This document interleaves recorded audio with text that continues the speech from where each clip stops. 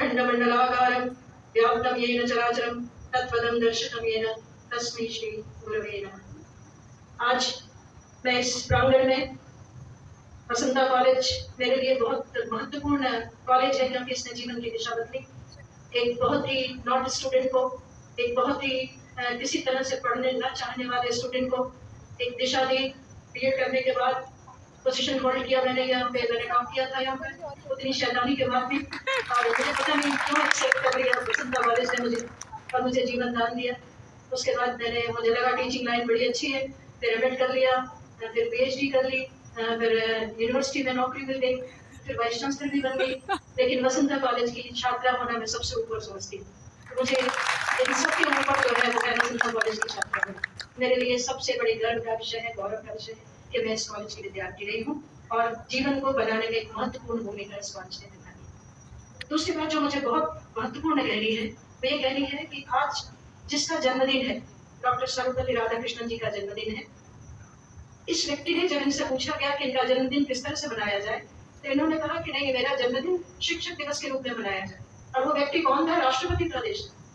छोटी सी कुर्सी मिलते ही हमें लगता है कि हमें ऐसे इससे जाना जाए, वो जो पुराना था टीचर का टीचर, उससे मैं जाना जाए, इससे जाना जाए। और जब हम लोग बीएड करने जाते थे तो पीपल टीचर को पिलपिल टीचर कहा जाता, पिलपिल टीचर, तो वो सब नाम ही ऐसा। तब इस तरह से टीचर्स को जहाँ पर कहा जाता हो, वहाँ का राष्ट्रपति कहता है कि नहीं, जन्मदिन तो मेरा शिक्षक दिवस के रूप में मनाया। तो ये एक बहुत गरिमामय बात है, जिससे हम लोग यहाँ जितने बैठे हुए हैं, अभी आपने कहा कि आप लोग का इंडक्शन प्रोग्राम है, जो नए आए हैं उनके लिए, और जो इस प्रोफेशन में आ गए हैं उन सब के लिए बहुत महत्वपूर्ण दिवस है। तो टीचर बनना, टीचर होना, ये अपने आप में बहुत बड़ी बात है। देखिए, जब हम टीचर की बात करते हैं, मुझे बड़ा अच्छा लगा जब आपने शब्द यहाँ पर लिखा था कि किस तरह से आप कृतज्ञ की बात कर रहे थे, कि कृतज्ञता आप ज्ञापित कर रहे थे। ये बहुत बड़ी बात है जो भाव मन में था। जब टीचर बनने की बात होती है तो वहां पर सबसे अधिक पहला शब्द जो गुरु शब्द आता है, तो गुरु शब्द का होता ही है कि गु का अर्थ होता है अंधकार, जो होता है ज्ञान जो होता है, उससे ज्ञान के प्रकाश की तरफ, गुरु माने प्रकाश की तरफ, ज्ञान के प्रकाश की तरफ, अंधकार के अज्ञान से ज्ञान के प्रकाश की तरफ जो ले जाता है, वो गुरु है।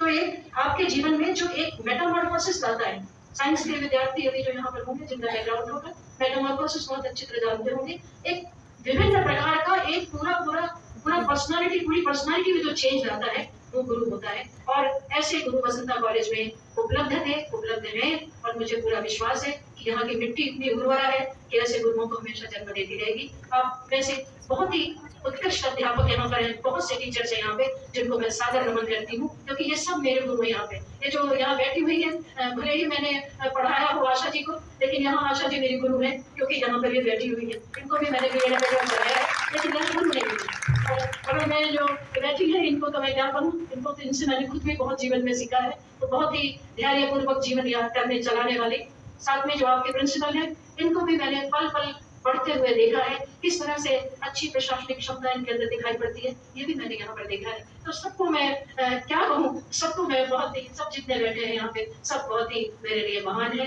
बड़े हैं, आदरणीय हैं, मैं सबको प्रणाम करती हूँ।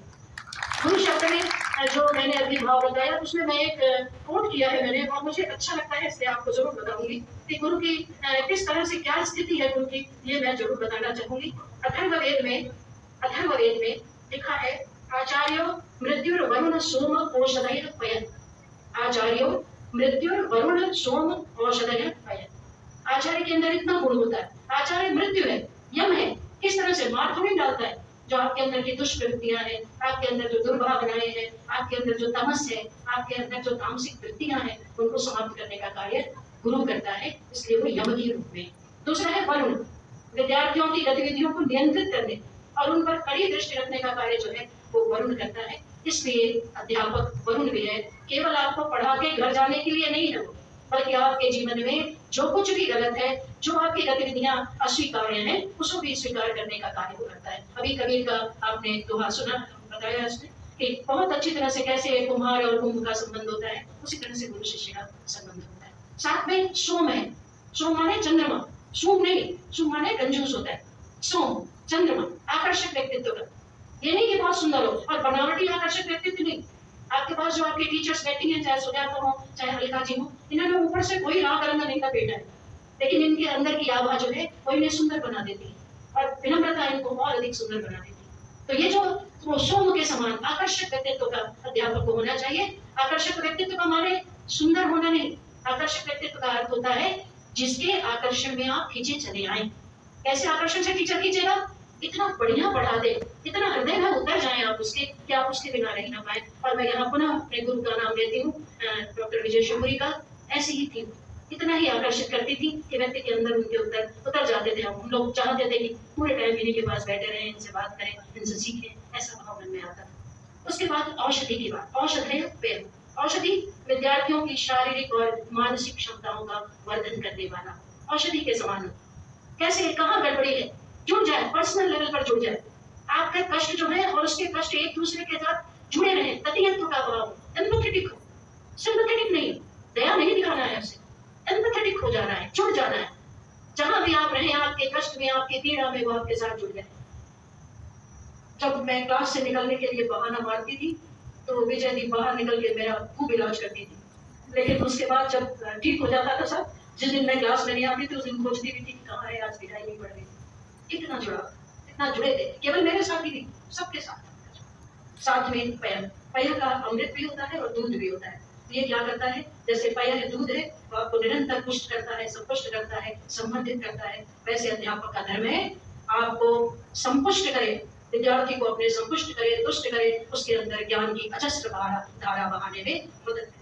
तो ये एक अथर्ववेद का ये जो भाव है, ये मैं अपने सामने, आपके सामने लाना चाहती हूँ, क्योंकि आप सब अध्यापक हैं। आज नहीं है तो कल बनेंगे। सब प्री सर्विस टीचर्स हैं यहाँ पर, और इतने टीचर्स के बड़े समूह में जहाँ उत्साहित ऊर्जा से भरे हुए टीचर्स हो, बोलने में भी अच्छा लगता है।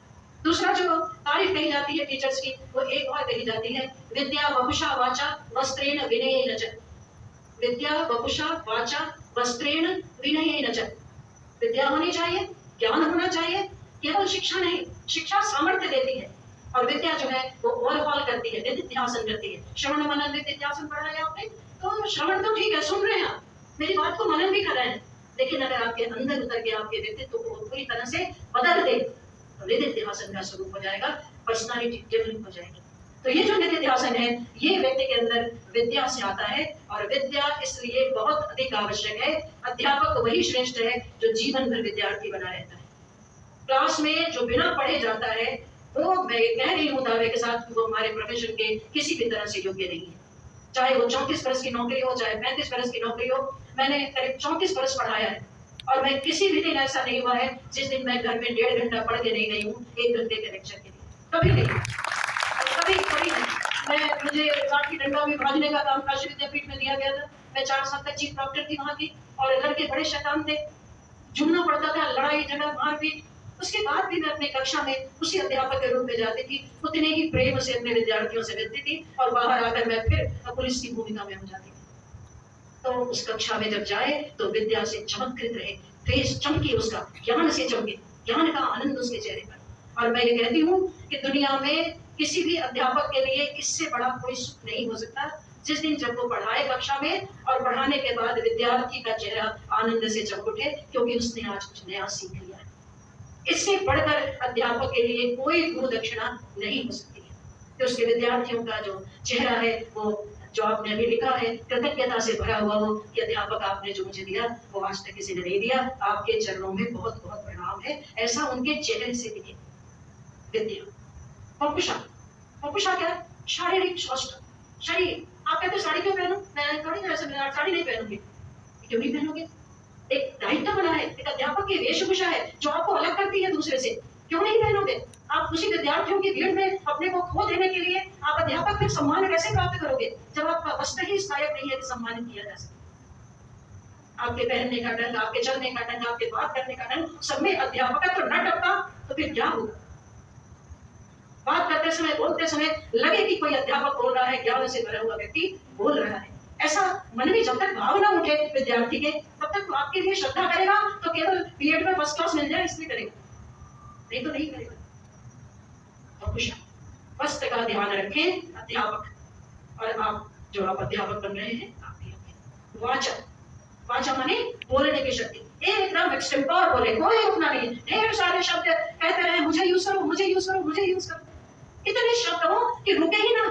उसने कहा मेरी बारी तो आई नहीं, वो शब्द नाराज हो जाए कि मेरी बारी भी तो लाने दो। हकला के, रुक के, इधर अध्यापक नहीं है। अध्यापक के नाम पर कोई अध्यापक जीवधारी घुस गया है। भाषा में पूरी तरह से fluency, flexibility, originality, elaboration, creativity, ये दिखना चाहिए भाषा में। इतना ओजपूर्ण भाषा हो, इतना थ्रो हो भाषा में कि आप चाहे लाख मना करें, आपके अंदर उतर के दम ले भाषा। अध्यापक ऐसा होना चाहिए। विद्या वपुषा वाचा, वस्त्रेण, जो आप वस्त्र पहने वो अध्यापकोचित हो, जिसके बारे में मैंने आपसे कहा। और जो अंतिम बात है वो है विनय। विनय, विनय का अर्थ यहाँ पे सदाचरण है, शील है, अनुशासन है। आप स्वयं अनुशासित नहीं है। मैं 12 मिनट लेट थी और मुझे बड़ी शर्मिंदगी लग रही थी, क्योंकि यहाँ पर घड़ी देख के क्लासेस में जाते थे टीचर्स। यही सिखाया था हमारे टीचर्स ने, और मैंने जीवन भर उसका पालन किया। 1 मिनट भी देर होती थी बड़ी बेचैनी होने लग जाती थी, क्या मुझे दिखाऊंगी जाके। और मेरे आगे एक बस चलने लगी, मैं बस को क्या करती हूँ, नहीं निकल पा रही थी उसमें। और मुझे बड़ी शर्मिंदगी महसूस हुई जब सुजाता जी मिली मुझे और आशा जी मिली। मैंने कहा ये यहाँ पे खड़े होकर वेट कर रहे हैं, अपने अध्यापकों को वेट कराया। क्षमा मांगी, पता नहीं दी कि नहीं इन्होंने, लेकिन जो है वो ये विनय, अनुशासन। झुकिए, झुकना सीखिए। नहीं झुकना सीखेंगे तो उखड़ जाएंगे पेड़ की तरह। और जितनी विनम्रता आ सके जीवन में उतनी विनम्रता लाइए। जितना ज्ञान बढ़ता है उतना ही व्यक्ति ज्ञान के प्रति पिपासु होता है, और वो ये सोचता है मुझे ये भी नहीं मिला, ये भी नहीं पता, ये भी नहीं पता, अरे ये भी तो जानना बाकी है क्या। ये सारी चीजें विनम्रता के साथ जुड़ी होती हैं, इसको जानना पड़ेगा। तो शिक्षक के लिए जो कुछ बहुत आवश्यक अर्हताएं थी वो मैंने आपको आपके सामने प्रस्तुत की। आज का जो दिवस है, हम ये सब जानते हैं, जब नेशनल एजुकेशन पॉलिसी बन रही थी तो नेशनल एजुकेशन पॉलिसी के आप जब विजन को देखें तो वो विजन में टीचर्स के लिए भी उन्होंने कुछ बताया है, विद्यार्थियों के लिए भी बताया है, टीचर्स के लिए बताया। उन्होंने कहा मैं ऐसा समाज बनाना चाहते हैं हम लोग शिक्षा के द्वारा जिसकी जो वैल्यूज है, जो उसकी ट्रेडिशंस है, जो उसकी मान्यताएं हैं, जो सांस्कृतिक परिवेश है, जो संस्कृति है, उसकी जड़ें इतनी गहरी हो कि जिसमें भारतीयता टपकती हो। भारतीय, इंडियन, भारतीय शब्द उन्होंने कहा है कि भारतीय नागरिक बनाना चाहते हैं। ऐसा भारतीय जो अपनी जड़ों पर गर्व करना सीखे। ऐसा नहीं कि पढ़ लिख के अमेरिका चले जाए और कहते ये देश तो सांपों का देश है। अपने देश के प्रति अभिमान, अपने राष्ट्र के प्रति गर्व। राष्ट्र है तो हम हैं, केवल राष्ट्र है, हम नहीं हैं। अगर राष्ट्र नहीं है तो हम नहीं। ये भाव जिस दिन मन में आ जाएगा उस दिन वस्तुतः नई शिक्षा नीति जो है वो अपने सफलता को प्राप्त कर पाएगी। उन्होंने कहा है कि जड़ों के अंदर उतर जाए, सांस्कृतिक परिवेश को समझे, भारतीय होने पर गर्व होने का अनुभव करें, लेकिन साथ में जो नई पेडागॉजी है, नया नॉलेज है, नई टेक्नोलॉजी है, नई चीजें हैं, हमारी जड़ें इतनी गहरी हो कि हमें कोई उखाड़ न सके, और हमारे जो पुष्प पादप हो, पत्तियां हो, टहनियां हो, डाल है, वो इतनी ऊंचे उड़ जाए कि हम जो है वो विश्व गुरु की स्थिति में आ जाए और लोग हमारे नीचे बैठकर, इस ज्ञान वृक्ष के नीचे बैठकर ज्ञान प्राप्त करें और भारत को सर्वोपरि मानने में हिचक न करें।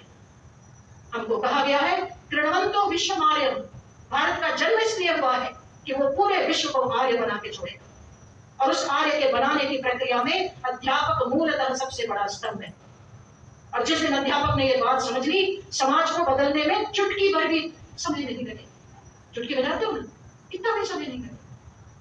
लेकिन अध्यापक रोज अपने को बेचारा, दलित, परेशान, दिमाग खराब है नहीं, बहुत जन्मों के पुण्य के प्रताप के रूप में अध्यापक बनता है व्यक्ति। ये मैं 38 साल के एक्सपीरियंस के बाद कह रही हूँ आपसे। 34 साल विश्वविद्यालय में और 4 साल बाद एक कुलपति के रूप में। तब मैं आपसे कह रही हूँ कि बड़े भाग्य से मनुष्य का था, और उससे भी बड़ा भाग्य अध्यापक बनना, क्योंकि जितने इतने नए नवीन चेहरों को हर साल देखते हैं, हर साल आनंद से भर जाता है। अध्यापक कभी मरता नहीं है, मरने के बाद भी भौतिक रूप से विद्यार्थियों के हृदय में सदा जीवित रहता है, जैसे विजय जीवित है मेरे हृदय। तो इस तरह का भाव हमेशा सबके बीच में रहता है, कोई कहीं जाता नहीं रहता। इसलिए मैं नेशनल एजुकेशन पॉलिसी की जब आपसे बात करती हूँ तो वहां पर भारतीय होने में गर्व की बात भी आपसे करती हूँ कि मन में ये भी भाव होना चाहिए।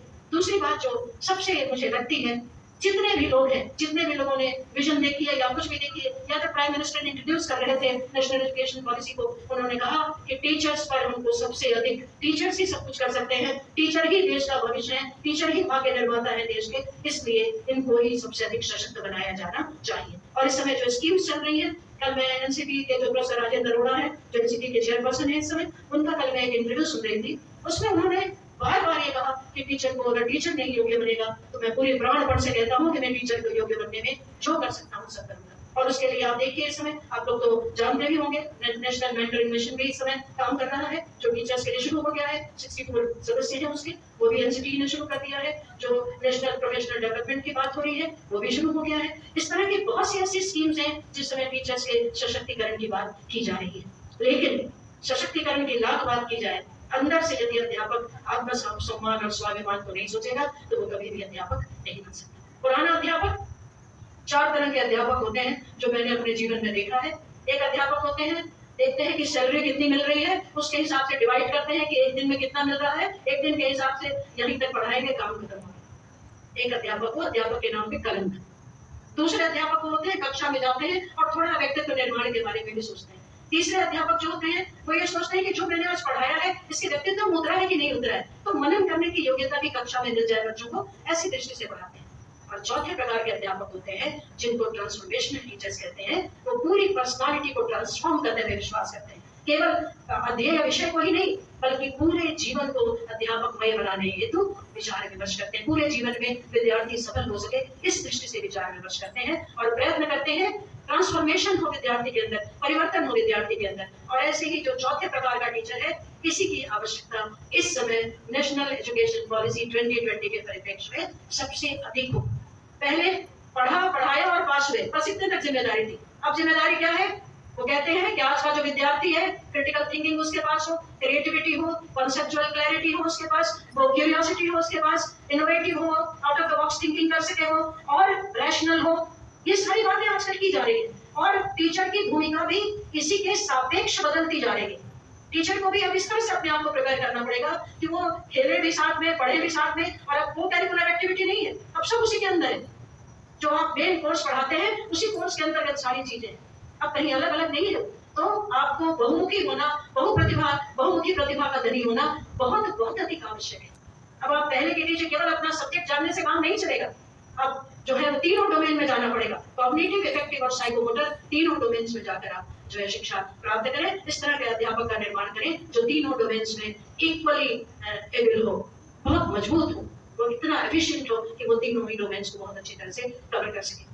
और ये जो जिस तरह की जो सोच है, देखिए जो राधा कृष्णन है वो भी कहते थे कि एक टीचर को कैंडल की तरह होना चाहिए और प्रकाशित सबको करना चाहिए, अपने को समाप्त करके भी प्रकाशित करना चाहिए, अपनी ऊर्जा को दूसरों की ऊर्जा के साथ जोड़ना चाहिए। हम सब कहते हैं, विवेकानंद भी जब बात करते थे तो कहते थे कि मैनिफेस्टेशन है एक तरफ का, मैनिफेस्टेशन फ्रॉम परफेक्शन की बात करते थे कि सब कुछ व्यक्ति के अंदर है, बस इसको खोल दिया। कहा जाता है कि जो गुरु के लिए कहा जाता है लोचन अनंत भारिया अनंत दिखावत, वो सब कुछ कर सकता है। व्यक्ति के अंदर भी जितनी भी मजबूतियां हैं, जितना भी उसके अंदर पॉजिटिविटी है, जितना उसके अंदर यस है, वो सब बाहर निकाल सकता है। इतनी योग्यता गुरु के अंदर होनी चाहिए। मैं आज के दिन ये चाहती हूँ आप लोगों से, जरूर मैं ईश्वर से भी प्रार्थना करती हूँ, और मैं आप लोग की सीनियर भी हूँ, चाहे कितने साल से आप पिछले जन्म में रहे हो, लेकिन सीनियर तो हूँ ना आप लोगों की, तो मैं सीनियर की हैसियत से भी कहती हूँ आप लोगों से कि आप इतने सुंदर पद पर चढ़े, इतने सुंदर कॉलेज को जहां आपका एडमिशन हुआ है, इस कॉलेज की कीर्ति को कभी भी रुकने न दें, अक्षुण्ण बनाए रखें, बहुत आगे बढ़े। मैं जब बनी वाइस चांसलर बनी तो मैं बलिया में जब बनी तो वहाँ बलिया में मेरी शिक्षा दीक्षा बचपन मेरा बलिया में बीता है। मेरे नाना जी प्रिंसिपल थे वहाँ कॉलेज में। वहाँ से लोअर केजी से लेकर 3rd तक मैं जिस स्कूल में पढ़ी, सबसे पहले मैं उसे खोजने गई।